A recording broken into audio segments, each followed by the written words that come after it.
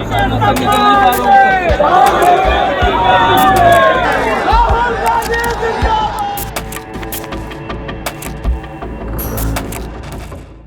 हां दोस्तों, योगी की पुलिस को पछाड़कर हरिओम के परिवार से मिले राहुल गांधी। फफक पड़ा राहुल गांधी से मिलकर परिवार, कहा राहुल हमारे लिए मसीहा। बीजेपी वालों ने डरा कर वीडियो बनवाया। स्वागत है आप सभी का, आप देख रहे हैं द राजनीति का विशेष सेगमेंट खबर और विश्लेषण। मैं हूं जबार खान। दोस्तों, कहते हैं ना कि सच को कितना भी दबाओ बाहर आ ही जाता है। राहुल के रायबरेली पहुंचने से पहले बीजेपी वालों ने हरिओम के भाई को डरा धमकाकर कथित तौर पर एक वीडियो बनवाया, जिसमें योगी आदित्यनाथ की सरकार की तारीफ करता हुआ हरिओम का भाई दिख रहा है। और फिर योगी पुलिस राहुल को उन्हीं के क्षेत्र रायबरेली में दलित हरिओम के परिजनों से मुलाकात के लिए रोकने का भरसक प्रयास किया, मगर राहुल ने योगी सरकार और पुलिस के हर जाल को तोड़कर रायबरेली पहुंचे, पीड़ित परिवार से मुलाकात की। ये तस्वीरें आपकी आंखें नम कर देंगी। वो हरिओम जिसे जब बीजेपी वाले या खुद को बाबा वाले बताकर बाबा के गुंडे मार रहे थे, पीट रहे थे, हत्या कर रहे थे, तो उस हरिओम की जुबान पर मदद के लिए राहुल का नाम आ रहा था। और उसी राहुल को जब अपने पास हरिओम के पीड़ित परिवार ने पाया तो जज्बात की सारी बाधाएं तोड़कर राहुल के सीने से लग गया, फफक कर रो पड़ा।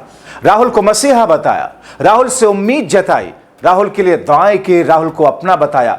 एक झटके में बीजेपी के सारे झूठ को बेनकाब कर दिया।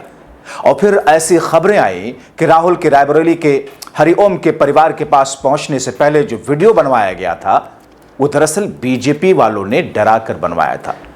दोस्तों, राहुल से हरिओम के परिवार के मिलने की ये तस्वीरें इमोशन का सैलाब है। हरिओम के परिवार ने राहुल गांधी के लिए जो कहा उसे योगी और पूरा बीजेपी कुनबा तिलमिलाया हुआ है। कोई सुध नहीं ले रहा था। परिवार कहता है कि हमारी कोई सुध नहीं ले रहा था, मानो हमें नजरबंद कर दिया गया हो। राहुल गांधी तो हमारे लिए मसीहा है। सुनिए, जज्बात में डूबे राहुल से मिलकर उस परिवार के नम आंखों से, दिल से क्या बात निकली। आज हमारे यहाँ राहुल गांधी सर आए हुए थे, हमें इनके आने से बहुत खुशी हुई है और वो हमारे लिए मसीहा है और वही हम चाहते हैं कि वो हमें न्याय दिलाए। दोस्तों, राहुल गांधी ने हरिओम के परिवार को आश्वासन दिया कि डरो मत, मैं और पूरा इंडिया गठबंधन साथ खड़ा है, आपको कोई टच नहीं कर सकता। राहुल ने कहा कि कुछ दिन पहले हरियाणा के एक IPS अधिकारी की जान गई, मैं वहां गया और आज हरिओम वाल्मीकि जी के परिवार से मिलने आया। जिस परिवार के बेटे और भाई को बेरहमी से पीट पीट कर मार डाला गया, उस परिवार ने कोई गलती नहीं की, फिर भी उनके साथ अपराधियों जैसा व्यवहार किया जा रहा है।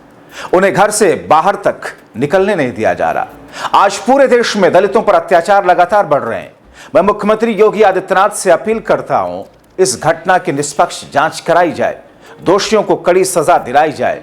कुछ दिन पहले दलित अफसर ने सुसाइड किया। जी जी, मैं वहां गया जी, और आज मैं यहाँ आया हूँ जी। क्राइम परिवार ने नहीं किया जी, मतलब क्राइम इनके खिलाफ किया गया जी। और ऐसा लग रहा है कि ये अपराधी घर में बंद कर रखा है, डरा रहे हैं और ये सिर्फ न्याय मांग रहे हैं। हमारे बेटे को, हमारे भाई को मारा गया है, पीछे चलो, मीडिया वीडियो लेकर उसकी हत्या की गई है। हम न्याय मांग रहे हैं और कुछ नहीं कह रहे हैं, और इनको घर से बाहर जाने नहीं दे रहे हैं। अंदर लड़की है जिसको ऑपरेशन करवाना है, वो ऑपरेशन नहीं करवा पा रही है क्योंकि सरकार ने उनको बंद कर रखा है। पूरे देश में दलितों पर अत्याचार, मर्डर, बलात्कार किया जा रहा है। भैया पीछे धकेलिए मत।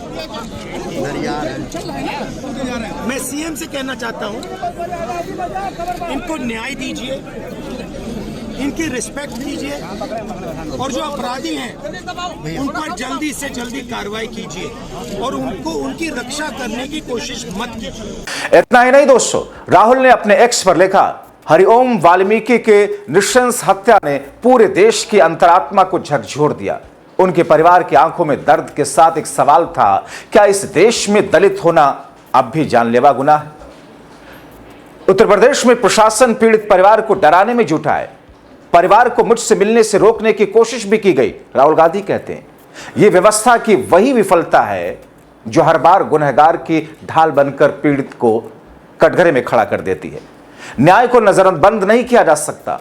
बीजेपी सरकार को चाहिए कि पीड़ित परिवार पर दबाव खत्म करे, दोषियों को सख्त से सख्त सजा दिलाए।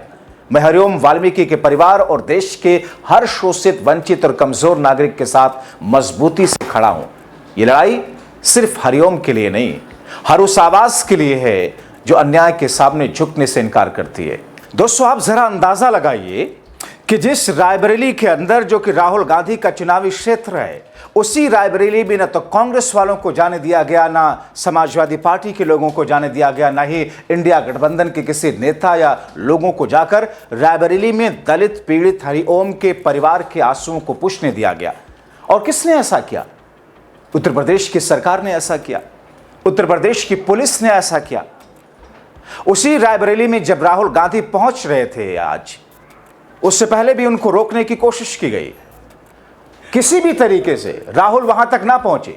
अब सोचिए, यह किस तौर की राजनीति है, यह किस तरह की रणनीति है कि उस परिवार को जो कि पीड़ित है, उस परिवार को जिसकी मदद की जरूरत है, वो परिवार जिसे नजरबंद कर दिया गया प्रशासन के जरिए, घर से बाहर नहीं निकलने दिया जा रहा, राहुल गांधी जैसा कि कह रहे हैं, उस परिवार को डराकर धमका करके एक वीडियो तक भारतीय जनता पार्टी से जुड़े कुछ लोगों ने बनवा डाला। अब ये बीजेपी के लोगों ने वीडियो बनवाया, पुलिस प्रशासन ने वीडियो बनवाया। इस वीडियो की जांच होनी चाहिए। कहां से वो वीडियो आया था जिसमें हरिओम के भाई ये कहते हैं कि हम सरकार की कार्रवाई से संतुष्ट हैं, सरकार हमारे साथ में खड़ी हुई है, हम नहीं चाहते कि राहुल गांधी यहां आए या कोई आए यहां पर राजनीति करे। दोस्तों, गजब की थिथरई है, गजब का मकड़जाल है ये तो ठीक वैसे ही है जैसे हरियाणा में दलित आईपीएस की जान जाने के बाद में उनके अंतिम संस्कार से पहले ही एक और एएसआई के जान जाने की खबर सामने आई और उसका जो पूरा घटनाक्रम रहा, उसमें जो सुसाइड नोट था, जो मैसेज था वीडियो में, वो अपने आप के सवालों के घेरे में। वैसे ही रायबरेली के दलित परिवार हरिओम के परिजनों में से उनके भाई को डरा धमका कर, कथित तौर पर, मैं नहीं कह रहा हूं, जो बातें खबरें आ रही हैं उसके हिसाब से वो वीडियो बनवाया गया था। अब सोचिए, अगर राहुल गांधी से वो परिवार मिलना नहीं चाहता तो फिर राहुल गांधी के पहुंचने के बाद में आपने देखा इन फोटोग्राफ को, आपने देखा इन वीडियोस को, ऐसा लगता है जैसे किसी हिंदी फिल्म में इमोशन और जज्बात के सैलाब उमड़ पड़े हों। ऐसा लगता है कि वर्षों के बाद में परिवार वाले, कोई पिता की बूढ़ी आंखें अपने बच्चों का इंतजार करते रही हों, जब बच्चे उसके पास आए हों तो फिर कैसे वो लिपट करके रो पड़े हों। कुछ ऐसी तस्वीरें देखी। आप देखिए, उस परिवार की बहू राहुल गांधी से लिपट के रो रही है, उस घर परिवार के बच्चे राहुल गांधी के सीने से चिपके हुए हैं। इस परिवार का मुखिया या हरिओम के पिता किस तौर पर राहुल गांधी के सामने फरियाद कर रहे हैं। और फिर यही वजह है कि बाद में परिवार कहता है कि राहुल गांधी हमारे लिए मसीहा है। उनके मिलने के बाद हम आश्वस्त हमें हैं कि हमारे साथ में न्याय होगा। मगर राहुल गांधी ने जो कहा कि इस परिवार को नजरबंद किया जा रहा है, इस परिवार को डराया और धमकाया जा रहा है, जाहिर तौर पर अगर ये बातें गलत हैं तो फिर आप कीजिए कार्रवाई राहुल गांधी के खिलाफ में, अगर आप कर सकते हैं। आखिर कोई ना कोई इनपुट तो होगा, कोई ना कोई इस पूरे मामले में कोई ना कोई कड़ी तो ऐसी होगी जो सामने आकर के ये बता रही होगी कि कहीं ना कहीं इस परिवार को डराया और धमकाया जा रहा है। आपने देखा था हाथरस में देव एक दलित बच्ची के साथ में क्या कुछ नहीं हुआ था, और फिर उसके बाद में उसकी जान ले ली गई थी आज से कुछ वर्ष पहले। उसके बाद क्या हुआ था, जब राहुल, प्रियंका समेत और उनके साथ में उस वक्त आरएलडी के नेता थे जयंत चौधरी, लाठियां बरसाई गई थी भारतीय जनता पार्टी की सरकार, पुलिस प्रशासन के जरिए। जयंत चौधरी पर लाठियां पड़ी थी।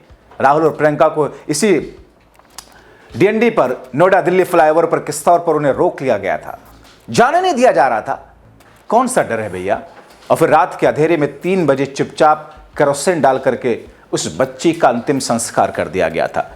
रायबरेली में जिस वक्त जो गुंडे पीट रहे थे उस शख्स को, दलित हरिओम को, और ये कह रहे थे कि हम बाबा वाले हैं। बाबा वाले मतलब आप जानते हैं दोस्तों, महाराज या बाबा वाले उत्तर प्रदेश में बाबा एक ही को कहा जाता है, माननीय आदित्यनाथ योगी को। अब ऐसे में अगर जो लोग जुल्म ढा रहे हो, अगर वो कहें कि हम सत्ता पक्ष वाले हैं, सरकार वाले, हमारा कोई नहीं बिगाड़ सकता, तो उस वक्त हरिओम की जुबान पर क्या था? राहुल गांधी का नाम था।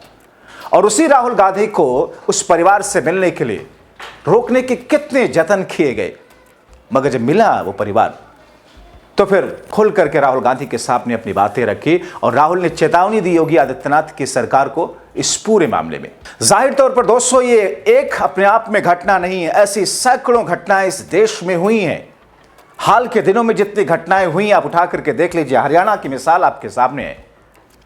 आईपीएस पूरन कुमार, जिस तौर पर उनका आखिरी नोट, आखिरी खत जिसमें डीजीपी का नाम है, जिसमें कई सारे अधिकारियों का नाम है, और खबरें ऐसी रही कि जांच की आंच तो सरकार में बैठे हुए उन बड़े लोगों तक पहुंचेगी।